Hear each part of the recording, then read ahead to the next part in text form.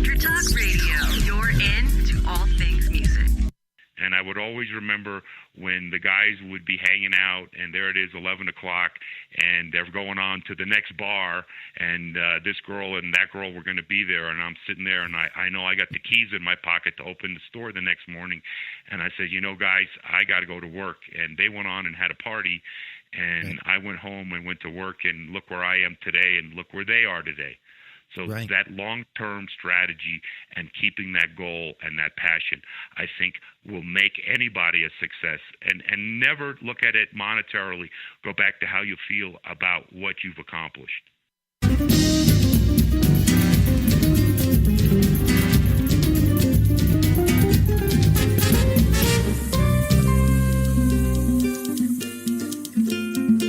Welcome to Making It with Terry Woolman, the show that explores the secrets, successes, and strategies for making it in the music biz.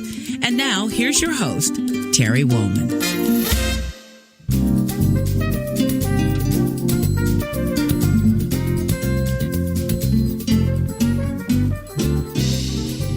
Welcome to the show, and thanks for tuning in. I want to let you know how much I appreciate you joining us today on our show. If you missed last week's interview with actor, comedian, author, musician Robert Klein, you can hear it and all of our episodes at entertalkradio.com/makingit, or download our app and take us with you. So often I get asked questions about the creative process, so I created this show to focus on what it takes to have a lasting career in the ever-changing landscape of the music business and in every business. You're really in for a treat, because today we're going to talk about success from a different perspective through the eyes of one of the top leaders in the world of the automotive business. So let's get started. My guest today is Craig Zinn, President and CEO of the Craig Zinn Auto Group. President of the Craig Zinn Automotive Group, South Florida's premier auto group, Craig Zinn epitomizes carrying on the family legacy. His renowned work ethic and attention to detail allows him to truly be recognized in the retail sales and service industry. It is unquestionable that Craig Zinn is a community man, avid businessman, and a family man to his core. Please welcome my guest today, Craig Zinn. Welcome, hello, Terry. Craig. How are you? Hi, Craig. Everything cool? Yeah, everything's cool. Yes, thank you. You live in Florida, but right now you've been traveling. You're in Utah right now, correct? Yeah, I'm in beautiful Park City. I just skied a few runs this morning, and I'm sitting here with my dog in front of the fire, and life is very good. Oh, perfect. Perfect. So, Craig, I want to start by actually talking about that quote about you, saying that you are a community man, avid businessman, and a family man to your core. And I know how important family is to you. Can you talk about those three aspects of your life? Well, you know, we grew up together. So growing up in North Miami Beach, it was a small little community of us. I guess Pepsi generation, and you know, we all stuck together. But we all saw that unless we were true to ourselves, we really didn't have any survival instincts. So I think that the first thing that you had to look at was if you were honest and you weren't working as hard as the guy next to you, and he had done something better, or she had done something better than you, the first thing you needed to do was say, I needed to work harder. So when you would sit there and set the example of, again, when we were kids, how we thought things were so easy, and we had to compete for jobs. First, getting into college, if you remember how crazy that was when the University of Florida was easy to get into. I mean, I guess the biggest education of my life was getting thrown out of the University of Florida. So, it certainly taught me that even if you thought you knew what you were doing, competition was going to be something you were going to deal with the rest of your life. So in that sense, that failure brought out the real Craig, which was, you can't ever let this happen again, or remember what it feels like to fail, so that when you fail again, you didn't do it because you didn't try. So that would be the work ethic side. The community is still, to this day, we plow back a lot of our profits back into the community we just gave this orphanage, Jafco, in Broward County, Florida. Subaru said if you can come up with $100,000 in donations, we'll match it. And we sold a lot of Subarus and put $250 on every Subaru, and Subaru matched it. And we, raised a ton of money for an orphanage for unfortunate children. And that's just one of the charities. I'm sure if you look at the list there, every year we pick a charity. I know we've done leukemia, we do breast cancer, we do a lot with the community, primarily with the poor and the disadvantaged. And the whole thing is these are our family, these are our employees. And what we just dealt with Parkland, that was a total shock. And yeah, that's an area that you used to live in, and my heart just breaks being a Floridian and just being an American, but also that really hit close to home, and I know it did for you because your last home was in that community. Yeah, we our kids would have been in that school, and right. When it was first happening, I was worried about members of my team. I've got over 1,000 employees, and many of them live up there. And I was speaking with police officers that were telling me it was a lot worse than the press was telling us at the time. And it's completely changed how you look at life. And that's another subject about why we need to succeed every day, because we don't know what's coming tomorrow. But this was a terrible thing.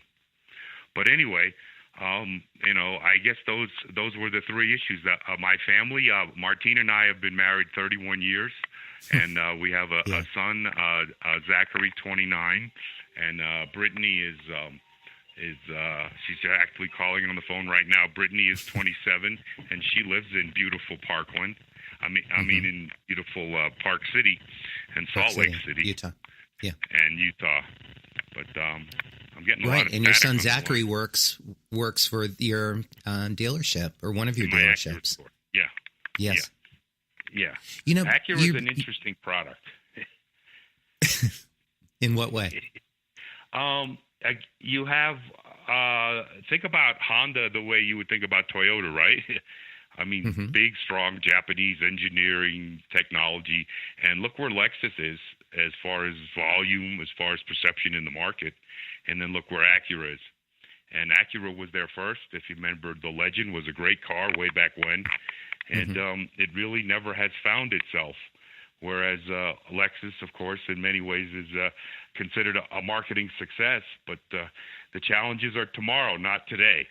So I just left a very interesting meeting in discussing future powertrains and where hydrogen is going, where electric is going, where hybrids are going, and where gasoline is going. And the only thing for sure is diesel is going nowhere. But yeah, I guess they finally got caught. But right, it's an interesting industry I'm in. It certainly is. And just so everybody knows, I mean, of course I know, because as you mentioned, we grew up together in Miami, and we've been lifelong friends. But tell everybody, our listeners, all the different dealerships, that you're not just a Toyota dealer or an Acura dealer. Well, what happened was in early to mid 60s, my father became the first Toyota dealer in Florida. So when I had an opportunity after my college experience didn't go that well to get into business, my father, I worked with my father in a Toyota store. And then I went to a college in Michigan and learned the car business as far as accounting and common sense and common business ethics. And came home, and within a few years, my father helped me buy Toyota of Hollywood. My brother Warren also helped.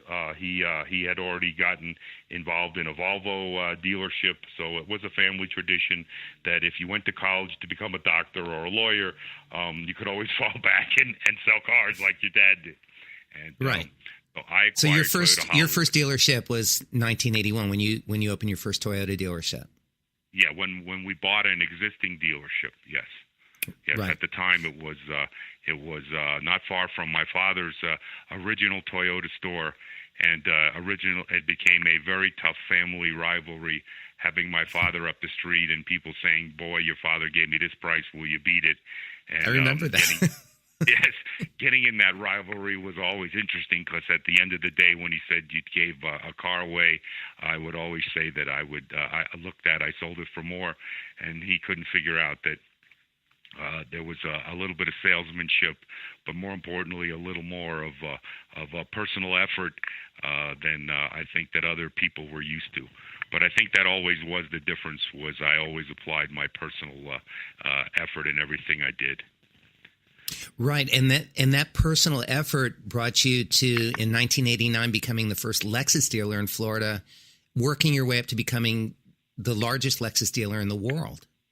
Yeah. Isn't that great?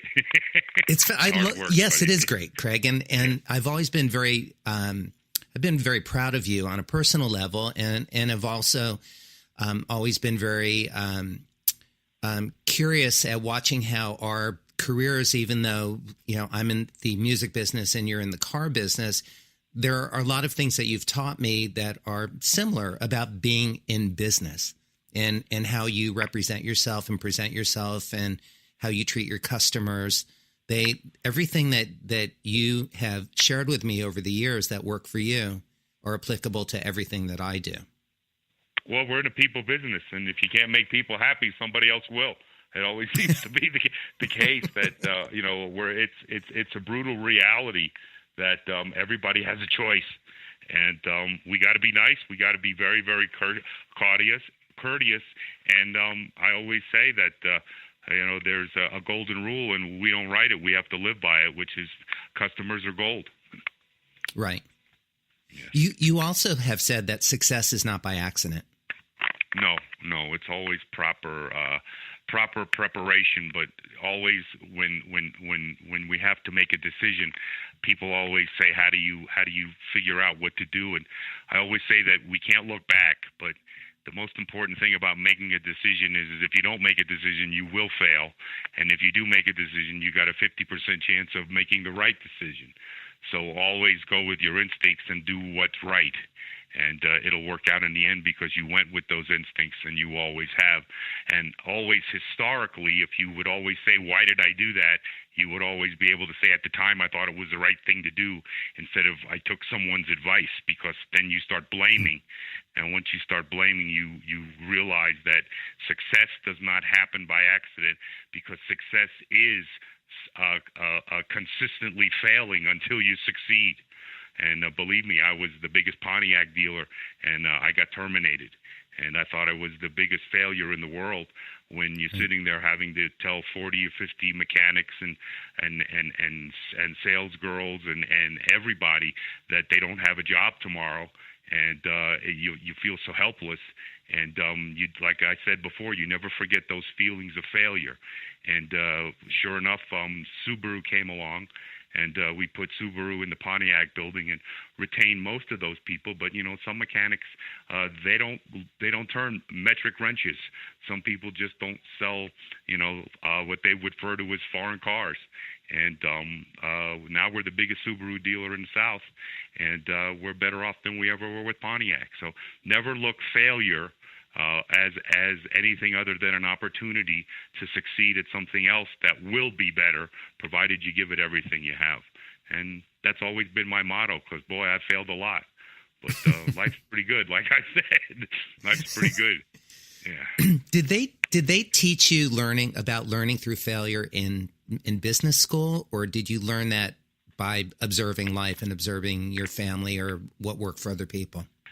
I think we need to talk a little bit about family dynamics, and you had brothers, and I have an older brother, and I think that a lot of my failure as a youngster was amplified by having an older brother who would rub it in my face, and it always hurt more to experience not only failure, but to go home and have to deal with it again, to really understand that if you turn that rage into positive energy, that you look at creative people, and they go off in their little corner, and they create better ways to treat customers. Terry, better ways to manipulate those six strings to I mean, look at all the great artists. They always had something in their past, some traumatic event that made them be more creative. And to me, in that aspect, it was always that I wanted to be better than my brother. I wanted to be better than my father. I wanted to be better than anybody in the industry, and I'd always point at the highest star, whether it was Roger Penske or whether it was Victor Potamkin when I was a kid. All these guys were the greatest car guys, and now I'm that person, and I owe to myself to always be respectful and mindful of family and community, but to always make sure that everybody takes care of what we built. And that's why all that pride in being personally involved makes it so much fun. And again, the expectation is always to be the best. Right. And you're so right about how those traumas and failures define us as artists and as business people. Well, I always look at the people that always had it easy, and then they have it so hard because they never dealt with hardship. Right. And they don't understand. Wait a minute, I grew up with this heartache. I love it when someone say about the blues, and I sat there and I was listening to a coyote howl for his loneliness the other night, and I could literally hear some guitar riff and that coyote's howling. Don't you see where this pain came from? There's a lonely dog out there. I mean, that's how we are. That's how we succeed. We need that to drive us. And I think that's the passion that's why I love driving Ferraris, and that's why I love living life the way I do. And, you're reminding me of something my dad used to say when you and I were growing up, which is how lucky we were to not have everything that we wanted, that we were growing up middle class and not wealthy. Well, that it was going to prepare us for life in a better way. The kids who had everything have nothing now. I think that's an example of what we see. But again, I look at my children and I fear for them because I wanted them to have things I didn't have, and in many respects it's hurting them. But growing up the way we did in that environment, we were always challenged, I think, because the school itself was a college and we had to be responsible. And I think I think you could tell people about the school at another time, but I think a lot of people took advantage of the freedom, and others saw it as an opportunity to grow quicker. And they did. We came from a very unique educational background. We're heading into our first break, Craig. When we come back, we can talk just for a minute about that because I think it's an important part of our success because we took advantage of it in a good way. We will be right back. I'm here with Craig Zinn, and we're talking about life, business, family, success, and all kinds of things. So stick around. We'll be right back.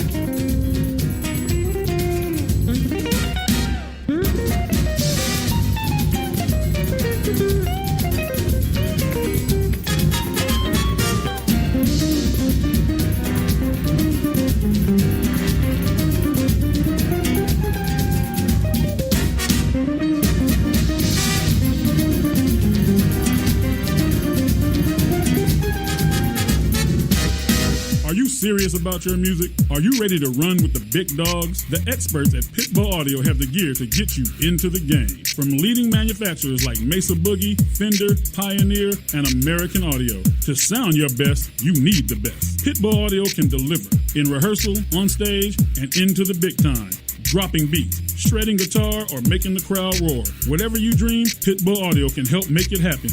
We are Pitbull Audio. We want you to play it loud. PitbullAudio.com. You know what's all around you every waking moment of your life? Marketing. You're choking on it. I'm Scott Robertson, and when it comes to strategic PR, branding, and marketing, I've seen it all. And actually, I'm still seeing it because bad marketing never sleeps. Join me each week on May the Best Brand Win, right here on InterTalk Radio, and learn how to make the marketing for your brand unforgettable. Hi, Hi, I'm Tim Dolbear, the host of Sound Experience on Intertalk Radio.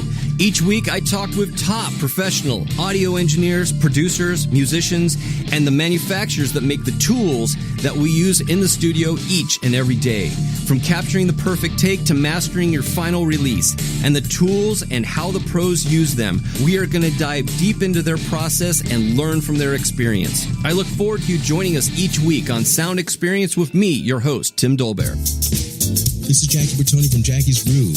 Come join me weekly on my journey through the music business as I take you behind the velvet rope, interviewing industry notables such as Al Di Meola, Michael McDonald, and Al Jarreau, to name but a few. Listen to their stories on being in the studios recording #1 hits and onto the stages throughout the globe. Allow me to be your music historian. You can hear me live every Monday at 2 p.m. and every Wednesday at 12 noon Pacific Standard Time or 24/7 on jackiesgroove.com. Ready to get your groove on? Hey, everybody, this is Will Lee, and you're listening to Making It with Terry Wood.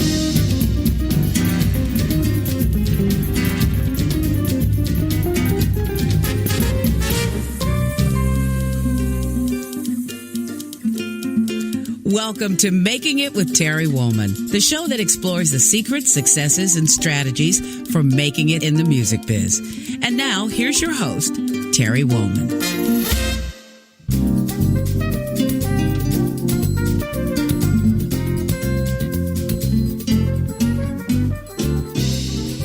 Welcome back. I'm here with one of my longtime friends, Craig Zinn, who is, in addition to being a good friend, one of the most successful people that I know.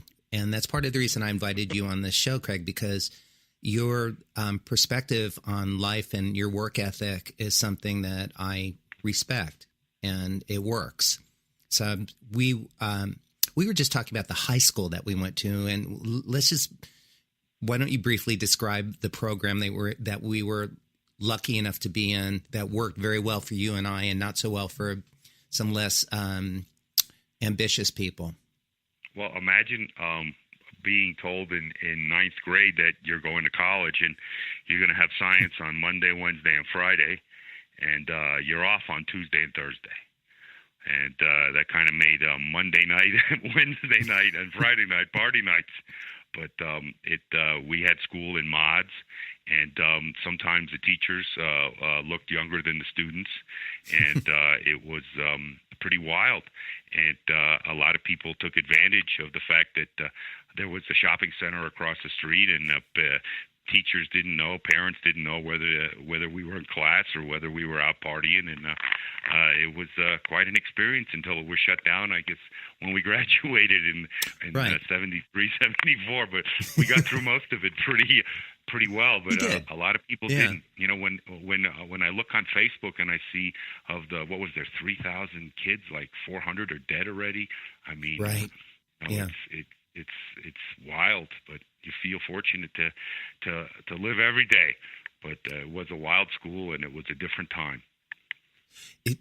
And I'm forever grateful for that I was involved in that program, because it certainly set me off in a good direction. And one of the things that I remember the most about, the most valuable thing that I got out of that probably is that learning to fail was a very important skill, and not one to be taken lightly, because the process of failing, and then, as you said, picking yourself up and dusting yourself off and figuring out what to do next to make a better life for yourself was invaluable to me. Well, you always look at, in music, you want to get a hit, but it's hard and hard in between. So you just trudge along. In sales, we deal with rejection 95% of the time. And when someone says, did you offer that customer every opportunity, and you say yeah, so what did you do wrong? You say they weren't ready, and you just move on. But in the car business itself, it always has boiled down to, if you have a great product, like a Toyota or a Lexus or a Subaru, I mean, the products I represent, it makes it easy to always look at rejection as something that it wasn't you. You did the best you could, and then you move on. Otherwise, it'll make you crazy. Right. It will make you crazy. So you started you know, taking it further back from having gone to business school and automotive school and all those things, you grew up learning every aspect of the car business by working at your dad's dealerships. I mean, you were working in the service department, parts, body shop, you know, everything. Yep. But again, most of it was in an apprentice role where I was always seeing things that were not to what I would call in the customer's best interest. And remember, it's not always the customer that you see. It's the employee. Branson has this expression that if you treat your employees great, they'll treat your customers great. No, if you treat your employees outstandingly, phenomenally, over the top, then you have a hope that they will treat your customers well so that they can continue to be overly treated. I mean, Toyota has always taken us all over the world, and their thing has always been, you're the greatest dealers, we want to take you to the greatest places. And I've always tried to take that home to tell all my associates, whether it's my mechanics or my salespeople, you're the greatest. I'm going to overpay you. I'm going to overcompensate you, and you're going to create that wow experience for my customers. So that's the whole thing. Is when someone said to you, "Did you just fly in American Airlines?" and yeah, because what was it? Well, the food was terrible. My seat was uncomfortable. There was no wow. And I have to say that when you create that wow experience, I don't want to pick on American Airlines, but anyway, when you have that wow experience, you tend to tell other people. And when you buy a car or when you go in for service and you get that wow, like, hey, I brought my car in for a $19 oil change and they washed my car. And then, so it usually costs you $20 just to get your car washed, and you got your oil. That's a wow. So you want to tell somebody about that. So to me, that's what's most important. If you can't make that wow experience, then you failed. And most people think that just people just show up for work, and they think that they should be compensated. Whereas other people show up for work, ready for work, and they feel they're overcompensated. It never ceases to amaze me, especially in sales, when you see two people that don't apply the same amount of effort who get completely different results and then look at each other and go, what did he do that I didn't? And you always see the one that rolled up their sleeves and truly applied the effort and the energy eventually succeeded. And one of your favorite quotes is by Muhammad Ali. You've got to have the will and the skill. And the skill. But if you grew up in Miami Beach, and I used to watch the guy running up and down the street following that green 63 Cadillac training on Alton Road. I mean, that used to always be the thing, because I remember my grandparents used to always make, and I would always say the same thing, that he was the greatest. And then when the whole Vietnam situation went down, when he protested, and I said he had every right to do that. So then all of a sudden I have to sit, and no dinner tonight because I didn't behave. But, Muhammad taught us a lot about being prepared. And he taught me a lot about overcoming obstacles and being able to say that I saw him. And, the Fifth Street gym was above the luncheonette where we used to get our license plates. And I used to go over to pick up the license plate, not that my father sold that many cars. But if you look at the pictures of when Muhammad would work out at the Fifth Street gym, right below it was the luncheonette where Miami Beach Auto Tag Agency was. And that's where we would go get our tags. So I would see, when he was there a lot, because there would always be the press. And again, when he would train following that old Cadillac around, it was kind of neat growing up. Yeah, I have a vivid visual memory of that as well from growing up in Miami, and it was pretty special. Fun Fair on 79th Street. You remember that on the beach there? I remember going there as a kid, and there's Dean Martin. These guys were sitting there eating hot dogs and sauerkraut, and I remember my father. There's Tart with Johnny Weissmiller. And seeing the Jackie Gleason show and the June Taylor dancers, it was a different time. Miami Beach was alive in the wintertime, and in the summertime, boy, if you left your toys outside, they melted. Let's get back to talking about the wow factor, because you've taken that wow factor further than a car wash with an oil change. You have a Zen meditation room. manicures, haircuts, pool tables, putting green, teeth whitening, a Pilates studio and full gym, a boutique, a cafe. Cool? Yes, it's cafes amazing. In all the stores. So again, people how's that don't work? go to dealerships. People, unless I need a car, why would I go to a car dealership?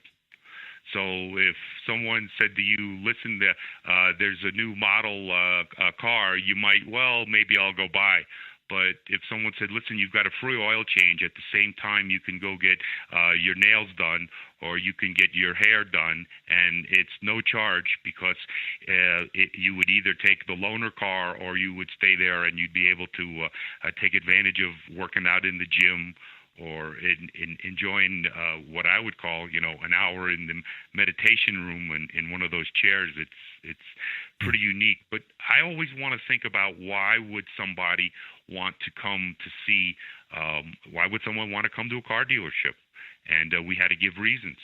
And I think if you saw a pair of $300 Ferrari sunglasses that we had for $99, you might want to tell somebody that I got these really cool sunglasses at the Lexus dealership, and that was just a boutique, and I had a really good Cuban sandwich at their cafe, and I didn't really come in to buy a car. Next thing I know, I thought I saw an RX for $499 a month, and I traded in my car. And next thing you know, I'm driving a better car, and I get free car washes, and now I come in and get my hair and nails done. So the whole wow factor is important. And I'll never forget one day we were sitting waiting for a factory rep, and we were sitting at a bar, and these three girls had come up to us, and I guess it was ladies' night, and as long as they were with guys, they got to drink for free.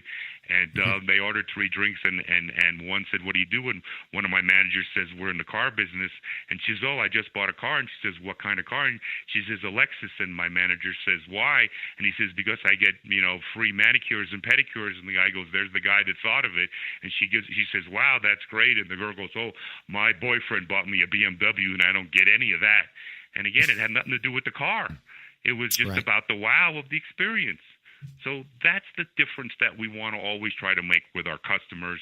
And when you look at, my associates, my salespeople, I think we have 300 people that are with us over 20 years. So there's a lot of longevity when there's a belief in doing the right thing and having a goal that everybody wants to achieve. So it makes it a lot of fun. There's such a deep bond that you have developed over the years. You have, I look at it as your extended family, and to the point where I know that even years ago, one of your employees had gotten sick and they were going to lose the house or something. You got involved in helping financially through that difficult time because their family was your family. Well, think about how many hours they spend with my family, even though they're compensated. But think about the time and opportunity that if they didn't get the love and respect that they deserve, then shame on them for working for somebody who doesn't feel that way. But I've always believed that people are not commodities. People are precious items that are the only way I could describe it is when you talk to some of the people that have been with me all these years. There's something about loyalty that it's never appreciated until it's questioned. And I always find that someone that's worked for me that got offered what they thought was a better opportunity, and then they leave, and then it didn't pan out, and then they'll do anything to come back, and they see that there's this bond that you can't put in words, and I call it the corporate culture. And the way I always describe it to people is what people do when nobody is watching. I always remember when I worked at the Publix, and there was the beginning of the yogurt and the ice cream, and the manager would say, "Go ahead, take all you want." And in the beginning, you took because it was for free, and then all of a sudden you would start giving it to your friends, and then it felt uncomfortable, like you were stealing. And it bothered you, so you never did it again. But other people, it was like, "Hey, man, it's for free, it's for free." And and you could always tell the ones that looked at it the way it was for free, and then the ones that took ownership. And you always would look at the ones that took ownership as those are the people you want to promote because they understand what it takes to succeed. It's not nothing is for free, and the harder you work, the luckier you get. And it really is true. Say that one again. The harder you work, the luckier you get. Or I think the better way to put it is always that I've never seen a successful person who wasn't a success at failing, because they always failed until they succeeded, but they never gave up. And that was the thing about Muhammad Ali, and that was the thing about many of my heroes. I mean, I'm here in Utah. I'm looking at a picture of Stein Erikson. I mean, this guy was so ahead of his time, and here he was at 80-some years old hitting on my 16-year-old daughter. I wanted to kill him, but that's he never changed. But I still remember this guy flipping over a table at Lake Placid. I'm like, oh my God, look at what he just did. So, I always look at talent and understand that in the car business especially, Michael Jordans of the car business can work anywhere. We want them to feel comfortable to work for us and not be in an environment where they would ever be in a situation where they would ever compromise themselves. But, I've got a lot of salespeople that sell 40, 50, some more than that cars a month. And they, their customers love them, not because they make a lot of money on them, but because they take care of them. And we understand what that is. Most people don't. And is that basically how you've been able to stay relevant in the business, with how, in the same way that it's changed in the music business with the internet taking over, where we're being told to give our music away now and stream it and et cetera. But it's an important part of staying relevant in the music business. But if you had a product that somebody wanted and you were honest and you were fair and if someone said you can get this for less than it really costs and they went and found out, then they had to find out from you. Name another industry where you can literally find out what you can't find out what a washing machine costs, but you can find out what my Corollas cost. But you don't know that if I sell 1,600 Corollas, I get an extra $50, and I'm willing to take that $50 that and count it as profit, where another dealer won't. The better example would be that if you take care of a customer, you would, they call it CSI or customer satisfaction. There's monetary gain. And if you commit yourself to taking care of that customer, you would use that money to make that car deal, whereas other dealers wouldn't. So you have to have a commitment to be willing to do it for less. More is less. As long as you take care of the customer, don't worry about the profit. As here's a better line.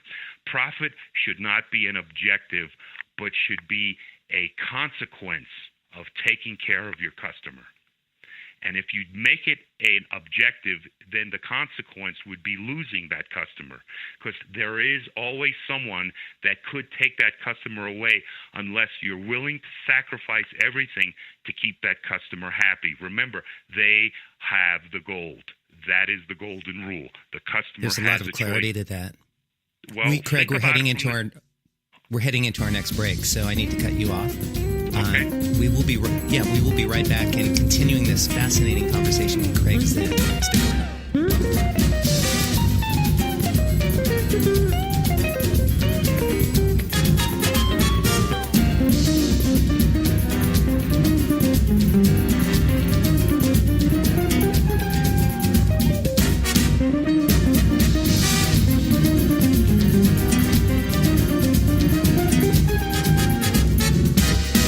Composer Adam Berry, and you're listening to Making It with Terry Wolf. Hi, this is Tim Dolbear, host of Sound Experience here on Intertalk Radio. And Source Connect by Source Element is the essential tool that we use to link between my studio in Austin, Texas, and the WS radio station in San Diego. Now, with Source Connect, not only can we communicate in real time and with HD audio, but it's synced up and is of a high enough quality that I can use it for real-time ADR work, remote recording, and overdubbing, and it even allows me to remotely control a DAW. Source Connect by Source Element. Affordable, high-quality audio and video connection over the internet for all of your production needs. You know what's all around you every waking moment of your life?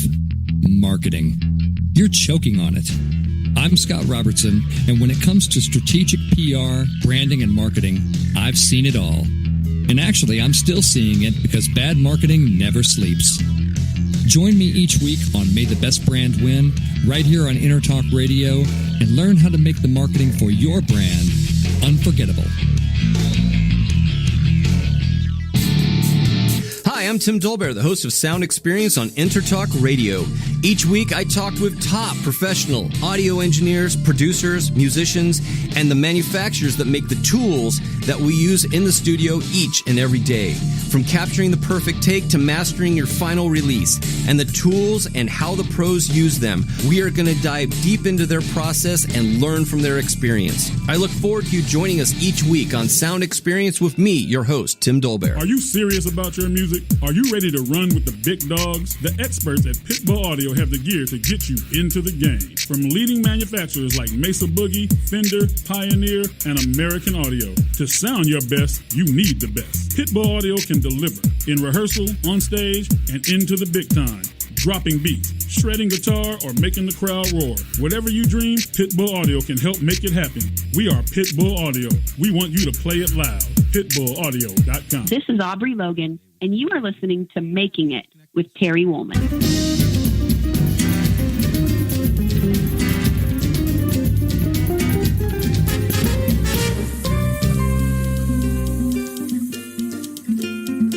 Welcome to Making It with Terry Woolman, the show that explores the secrets, successes, and strategies for making it in the music biz. And now, here's your host, Terry Woolman.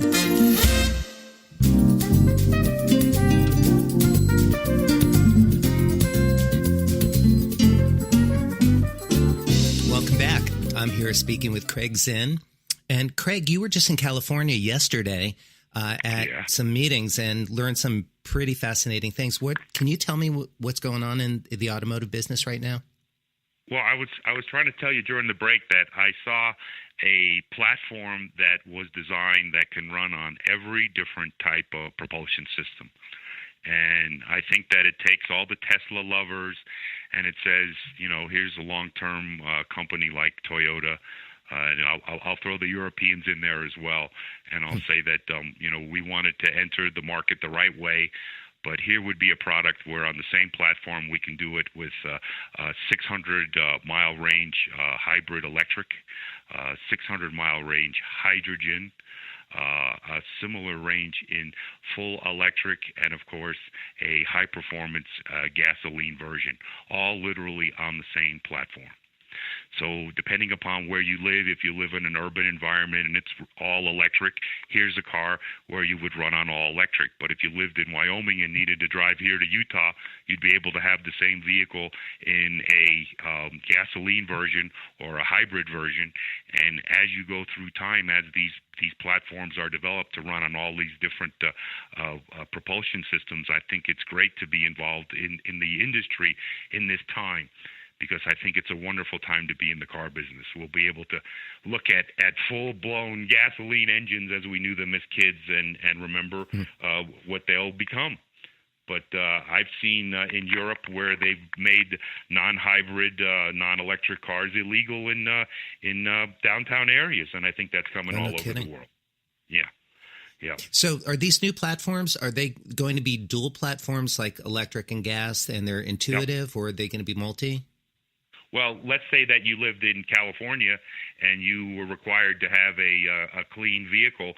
You wouldn't probably be offered a product that wouldn't have a clean powertrain. Whereas if you lived in an area where it wouldn't, say in Florida, where we don't really have that issue, we'd probably be able to get a different version of the same car. And you may be able to order our car, but maybe we can't order your car, because there will be different requirements. I think as we go forward, there will be different propulsion systems. But I think what's most exciting to me was many years ago, I think it was in 2005, I went to Japan, and I actually saw a General Motors exhibit. I was a GM dealer back then, and it was all hydrogen. And I've seen Toyota do it with the Mirai, and it's an incredible system, and it's in its early phases. And think about the hybrid system from the original Prius is going into its fifth, possibly sixth generation, and they literally have 600-700-mile range vehicles now. As gasoline, supposedly they just found enough oil in Alaska that makes the find in Houston, from the 60s look small. That there's plenty of oil. It's just we need to, get smart about how we use it. And I think we're going to see more up to our goal is to get to 25% hybrid and electric propulsion systems by the next 3 or 4 years, and then go from there. I know in Europe, Toyota's plan is 50%. So, it is coming. But I'm excited because I don't see performance as being given up. Like when we went to the smog cars in the 70s and early 80s, here's a Corvette with a 160 horsepower engine. Who wants a Corvette? Now you got a little Econo SUV with 300 horsepower. So you can have a lot of fun with these cars, which is, I think, what it's all about when we get behind the wheel. But also, let's understand, the autonomous car is not what we think it's going to be. The autonomous car will be one of the options, but the real thing is when you want to drive, you drive.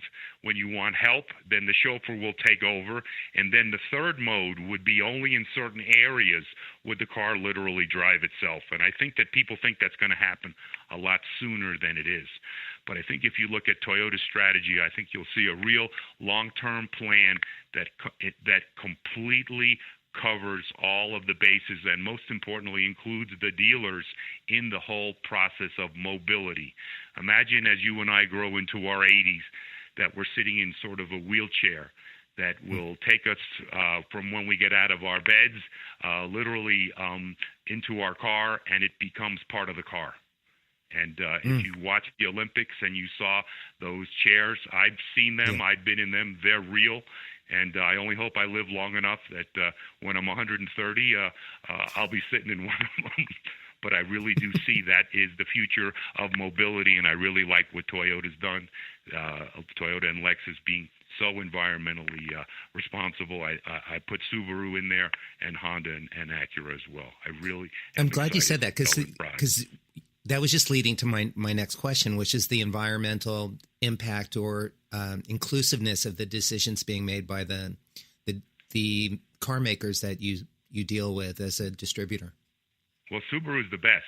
When you become a Subaru dealer, as I did, the first thing they want to show you is what a zero impact vehicle is, and they invite you to go to Indiana and go to the plant and see how they recycle everything, and you see from top to bottom how Subaru is, in my opinion, very much in the front of what I'll call the green technologies.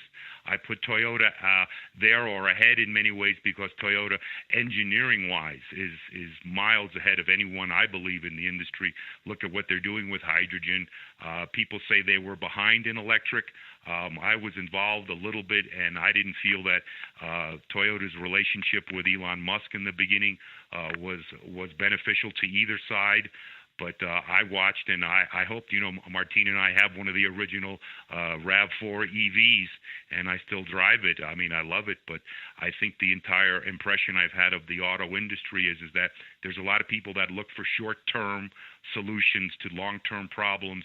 Toyota is not one of those companies, and they have always had this long-term. I remember when I first saw the first Prius, and I said, what do we need this for? And they said, for the future. And then when I saw the first Mirai, and I said, what do we need this for? And they said, this is for the future. Look where Prius is now. I see the Mirai in 3 generations being a mainstream long-range hydrogen propulsion system. We're going to see it at the Olympics in Tokyo, and I'm very excited about it because I'm going to be part of it. And it's extremely exciting. Better than, yeah, I love it. Oh, and it's so cool that you do get to be a part of it. The actual, it's inclusive. That you get to have to state your point of view and see it be incorporated into the future of automobiles. Well, think about it from a standpoint of what makes one company successful and another one not. The secret of Toyota and Lexus is they've always been inclusive. I'm a Honda Acura dealer now for 20 years, and the most frustrating thing is we find out about things with Acura in the press. And with Toyota, it's just the opposite. I'm a top volume dealer. I get invited to go to parties and special events like I was at yesterday, where they share proprietary information, and they know that at the end of the meetings you're going to be talking with the press, but they also make you responsible enough to understand that what we're sharing with you is your future. And it's in your hands. When someone would say to you, is Toyota ever going to sell a hydrogen car in Florida? I would hope so one day. But really, their objective is not to sell, clean cars in markets where they're not being required to as quickly. I see the Northeast being next. But more importantly, I see major urban areas becoming very clean in a very short period of time, very green. And I think that's great, because it's our future.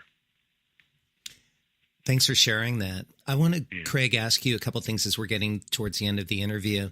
There's two things I want to ask you that I ask all of my guests. The first is a two-part question. What does making it mean to you, both personally and professionally? And also, can you share 3 tips for success that have driven your career? Well, let me start with making it. Making it is getting up every morning and being alive. Amen. Amen. But really having that sense of accomplishment and self-worth.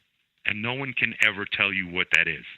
But I know that when I wake up and I feel good, and whether it's the janitor or whether it's the president or whoever it is, I'm not ashamed of what I am. I look everybody in the eye and I wish them well, and not to feel bad about anybody's success, and wish everybody who has a failure success in the future. Never wish anybody bad. I think that's part of making it.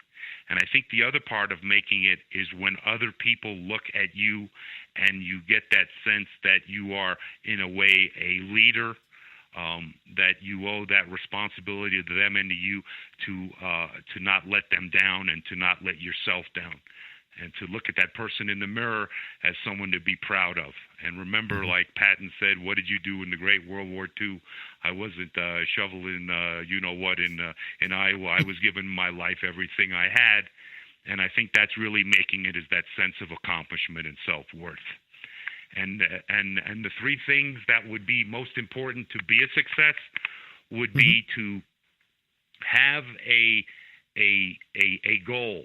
Have a true list of things you want to accomplish and make them long and high enough. I want to sell more cars than Roger Penske. And I am. I'm sorry, Roger, but objects in your mirror are closer than they appear. But I'm right here. Have goals that are so high that other people say you're crazy, and then make the incremental steps that get you to those goals. And don't ever give up on those goals. And I say that because, as one who has failed, who has always seen failure as an opportunity to succeed, you will find people around you that need that second chance, that have failed before, that want you to succeed. And as you build this team around you, you will find that the winner within is the power that you generate through the passion of that sense of self-worth. And if you never get it, you never feel it. And I wish everyone success, because once you get that sense of self-worth, then you'll understand why when your new Ferrari is delivered and it has a scratch in it, you cry. Not because it can't be fixed, but it's just something inside of you that feels that pain and that anger and that anguish, because it's art, it's beauty, it's something that needs to be cherished and taken care of. Yeah, just like the human emotion. And yes, my beloved new Ferrari did come in with a scratch in it, and Ferrari did make it right, but I did go crazy. And people said, "You're nuts," and I go, "Yeah, I'm sorry, I am. But if you love cars the way I do, and you dreamed about this car the way I did, you would understand the way I feel." So don't give anything. Yeah. Well, why do I love cars? Because they breathe. I mean, again, they come alive. Mm-hmm. And, as a little boy, whether it was the smell of wood and leather and oil, and knowing that smell is going away when I go into my toy room and I get to be around my old cars, I just love that smell and that passion that comes with with driving cars. And, just like when I'm here skiing and I get to take a perfect turn, there's just some sense of accomplishment that, wow, that felt good. Let's do it again. And it's effortless and it's wonderful. And there's or even, like it. When I'm in the islands with you, when we have the opportunity to be on the boat together and you're teaching me how to reel in a fish and I'm really learning the technique, and there's a thrill. It's like writing a great song, or playing in a band. It's so similar. But think about it from a standpoint, if you just rush through it, you wouldn't get it. Right. Yeah. And most people Craig, who say, I went fishing and I lost my fish. Well, you didn't really feel the fish there, did you now? You got to slow down a little bit. That's true. It's fun. Right. Yeah, you taught me to wait for it. Yep. And to pay attention. My final question is, at this point of your life, with everything that you know to be true, what would you tell your younger self? Well, I would say that you can't undo a decision you made, and that remember the key to good long-term decisions is never looking back and never having a regret or remorse for something you can't change. So take that energy and put it toward your future, and that's what you can change. And I would always remember when the guys would be hanging out, and there it is, 11 o'clock, and they're going on to the next bar, and this girl and that girl were going to be there, and I'm sitting there, and I know I got the keys in my pocket to open the store the next morning, and I said, guys, I got to go to work. And they went on and had a party, and I went home and went to work, and look where I am today, and look where they are today. So that long-term strategy and keeping that goal and that passion, I think, will make anybody a success. And never look at it monetarily. Go back to how you feel about what you've accomplished, because that's the key. Mm-hmm. In our last minute and a half of the show, what would you like to say and share? I think that everybody needs to understand that it's like Subaru says, you need to share love. You need to feel love. I mean, you need to look at people and open the door and say hello and say thank you and treat ladies and gentlemen as you always would expect to be treated as a lady and a gentleman. And I think that's been lost. The other day I was with a friend, and we were in North Miami in the old neighborhood, and I took him out for a sandwich, and he noticed, I really miss North Carolina. And I said, why? He says, people are much friendlier there. And it really kind of got to me, because we used to love good old Ogis or North Miami Beach, because it was a little hometown. And it's changed. Yeah. It's changed. And I come here to Utah, and I see these wonderful people here. And again, it's hello, it's good morning. It's something that we've lost. And I miss it, Terry, because I think that was the essence of why we were the flower power generation, why we fought so hard for what we believed in, was because we all cared about each other. It didn't matter what race or, we were the first generation that dealt with gay and lesbian people as, hey, they're just my friends. Don't give them a label. And it hurts. And I feel that pain. And I want everybody to feel some love, because from that love, I think we can overcome some of this, because it's getting too crazy, and I don't like it. And I'm going back home to Florida on Saturday, and it hurts. It hurts to go back and drive past Parkland and what we have. So let's love each other a little more. Let's love each other a little more. And on that note, I want to thank you, Craig Zinn, for spending the hour with me. Love to you and Martine. And see everybody next week.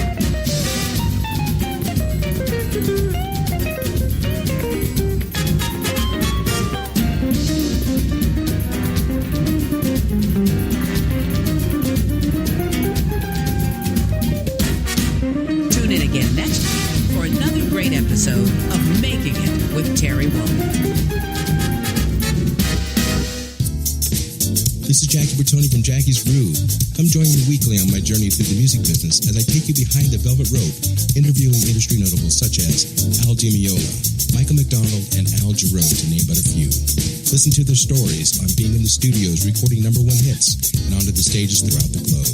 Allow me to be your music historian. You can hear me live every Monday at 2 p.m. and every Wednesday at 12 noon Pacific Standard Time or 24/7 on jackiesgroove.com. Ready to get your groove on? Hi, this is Tim Dolbear from Eclectica Studios. I'm a full-time mixing and recording engineer. I work with Grammy winners, labels, and indie artists, using state-of-the-art digital mixing and restoration tools and the very best in analog gear.